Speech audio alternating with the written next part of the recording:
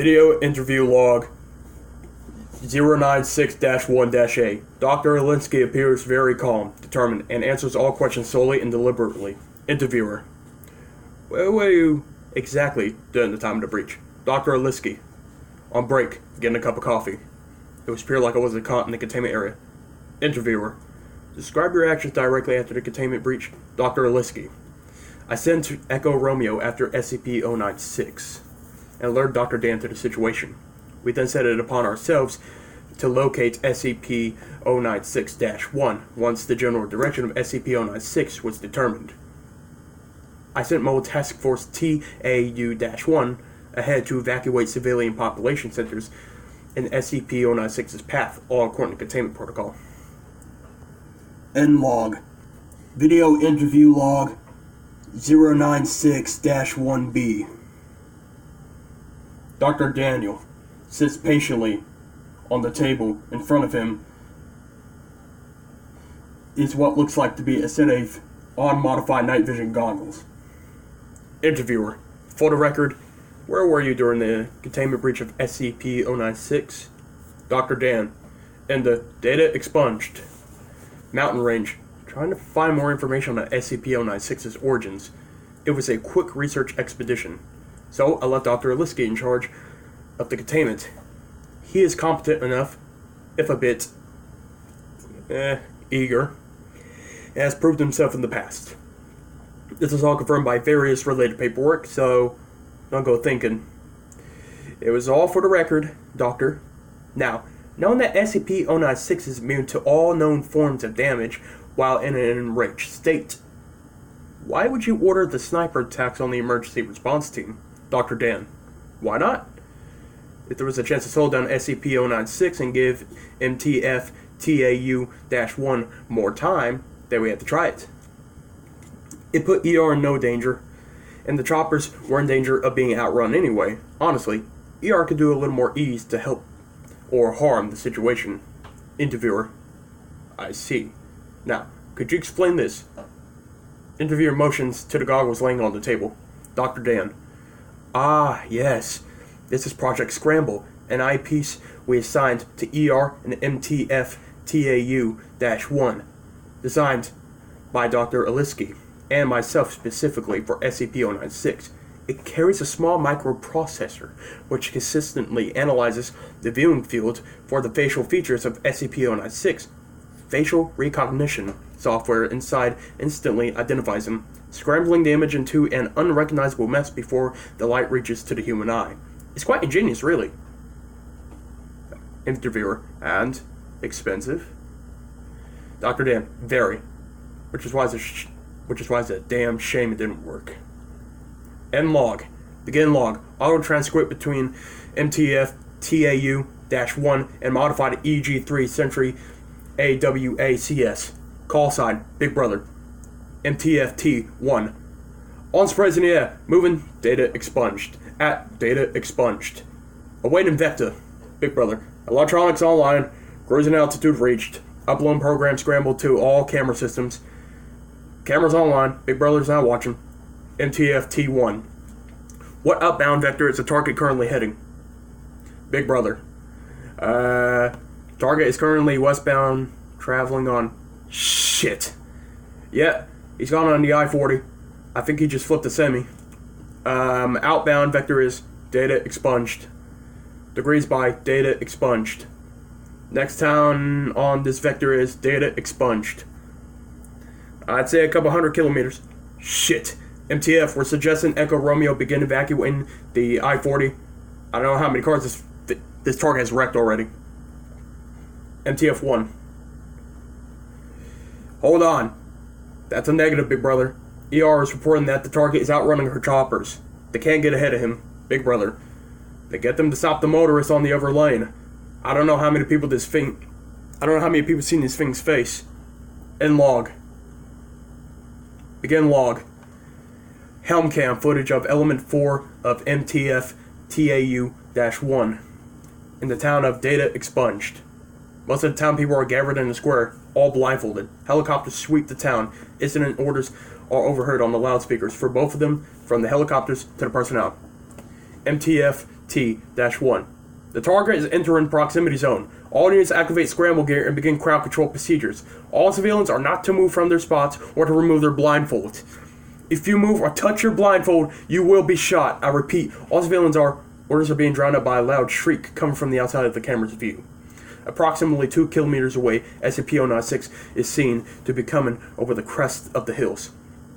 It tries to slow down on a descendant, but trips and stumbles down at high speed, crashing through several houses before regaining its footing almost without delay. Unknown voice over loudspeakers. Unintelligible. Civilians are not to move. You will be shot. I repeat. Several shots are heard, none of which are directed towards SCP-096. SCP-096 stops for 1 second before running into the crowd of townsfolk, throwing many aside and trampling more. More shots are heard as the crowd begins disappearing. The loudspeakers are uneligible. Under the vocalizations of SCP-096, and SCP-096 locates SCP-096-1, a middle-aged man, and camera views SCP-096 grabbing him before it is hit and fleeing townsperson and dislocated from the helmet. End log. Begin log. Video interview log 096-1C. Major Jack Wilford, current commander of MTF TAU-1. I was looking for the SCP-096-1's house with my squad. Poor bastard was a semi-pro mountaineer. Took a trip to the Himalayas, apparently. He took a snapshot of the landscape. It just happened to catch SCP-096 in the background. Wilford holds up a forefinger to emphasize. 4 pixels. 4 fucking pixels. I thought the guy even knew what he saw. He was probably just looking at the picture one day and noticed an off-color patch of snow and went on with his day. Interviewer. How did you find it? Wilford. Our scrum gear picked it up right away. The lieutenant got the picture and took it down from the chopper before I ever got a chance to see it. By then the damn monster had taken down Big Brother and had peeled open the former Major Stryker. All hell's breaking loose. Interviewer. So the scrum gear was ineffective? Ineffective? The goddamn Scramble were pieces of shit that killed my whole damn task force.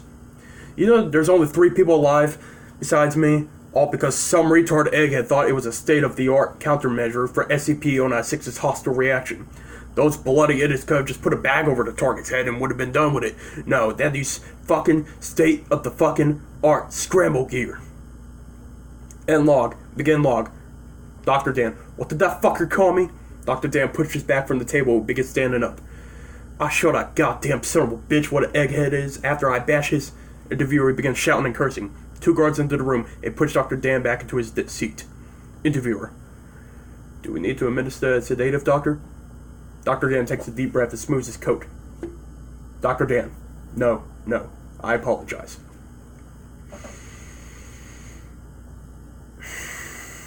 Scramble was really an ingenious idea. However, it was a failure because we did not fully know how SCP-096 worked. You see, as the chip inside the Scramble gear picked up SCP-096's facial features, it began scrambling them. There was a split second of uninterrupted light flow to the retina. Computers are fast, but not as fast as light. So, there was a split second image of SCP-096's direct face sent to the brain. It wasn't even consciously received, but apparently it was enough to trigger a hostile reaction in SCP-096. Interviewer. So, with this report of the photograph, Dr. Dan, that's the most disturbing part of the whole incident. You know when the former SCP-096-1 went into the mountain trip in 1997? That's how many years of that photo was hanging up there before he even saw SCP-096. Since the brain doesn't need to be aware that it is viewing SCP-096's face to trigger the reaction, there could be a ticking time bomb anywhere in the world. Just how many photographs are out there containing SCP-096? Just going unnoticed, waiting for the careful eye. As I said before, I want this thing terminated. Now, end log. Just a quick question, Doctor. What exactly were you planning on doing there? Major Jack Wilford was top-notch SBS when we recruited him. I was also a recon corpsman, sir, and was deployed to the Caracas Marines Beat, SBS. No, they don't. Enough, both of you. Moving on. Begin log. Video interview log 0961-D. Chief Master Sergeant Redundant. Door gunner under Echo Romeo. Got a bag over its head. Interviewer. Yes, you've told me that. Could you tell me exactly what transpired? It was done with all of its... It was sitting there in the highway. Just done ripping open a minivan. And... Wes landed the chopper. I got out and bagged it. I put a bag over its head. It got calm and they took it. Interviewer. So, the victims of the minivan were the last to have seen SCP-096's face? Interviewee is silent. Interviewer. Silent. Interviewee remained silent for the remainder of the interview and was released.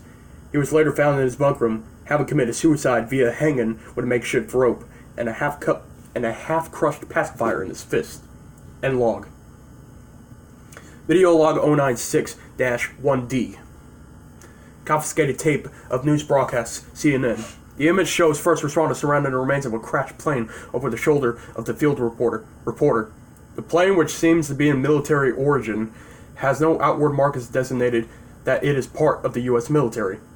While first responders look for a black box recording, it is thought by police that the plane crashed due to a massive cabin breach in both cockpit and fuselage. The reporter motions to a large hole in the side of the plane, which several firefighters are climbing inside. Reporter. Paramedics have only found 3 bodies, which is odd for a plane apparently recruiting a crew of around 20 men. Police have suggested the reporter was cut off by 3 super stallions are shown hovering overhead, 2 of which landed and began uploading troops along the MTF expedition. MTF E1. Shut the camera off. Shut the motherfucking end log. Dr. Aliski. So, are we finished here? Interviewer. One last question, Doctor. Or statement, as it seems. We find it interesting that there was no break room in Research Site 17, or coffee. Interviewee remains silent. Interviewer. We think it would be best if we start talking. Remainder of the video interview log 0961-A redacted. End log. I don't see what this has to do with me. There's no reason to play dumb, Doctor. He told us everything. Well then. I guess there's no use firing for anything, is there? Audio recording, 05 hearing. 05-1. Upon reviewing your testimony and available footage and the confession of the late Dr. Aliski, it is in the unanimous agreement of the 05 that you are to be terminated for your part in the gross breach of SCP-096, Dr. Dam. And I thought you would know the meaning for the greater good. 05-1.